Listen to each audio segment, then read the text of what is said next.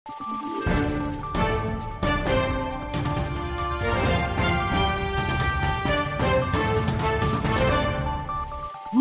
araw, Pilipinas! Ito ang Valiente News hatid sa inyo ng Office of the Vice President.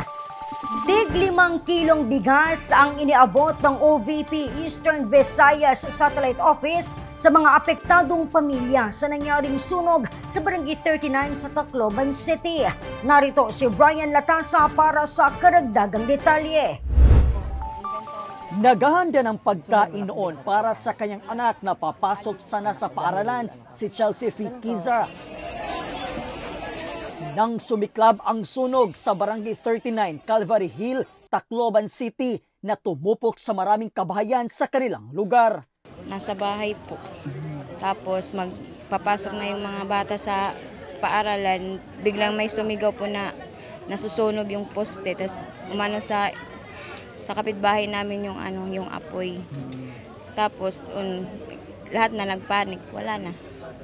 Ubos na lahat mga gamit. Mga anak ko sinalbar. Tapos nagtatakbo na punta sa kalsada.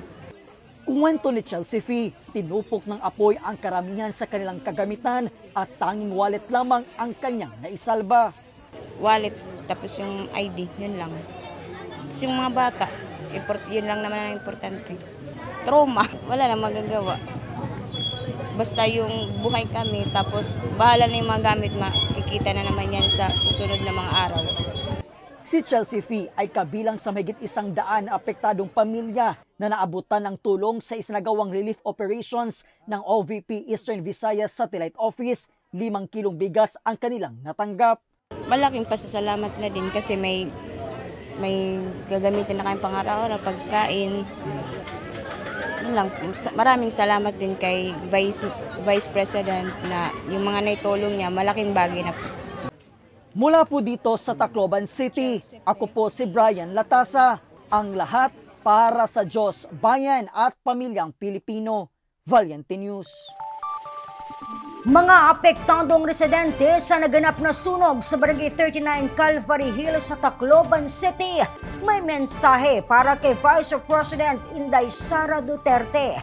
Yan at marami pang mga balita ang dapat abangan dito lamang sa Valiente News. Ako si Claudette Loreto para sa makabuluhan, naninindigan at matapang na mga ulat at impormasyon. Maraming salamat.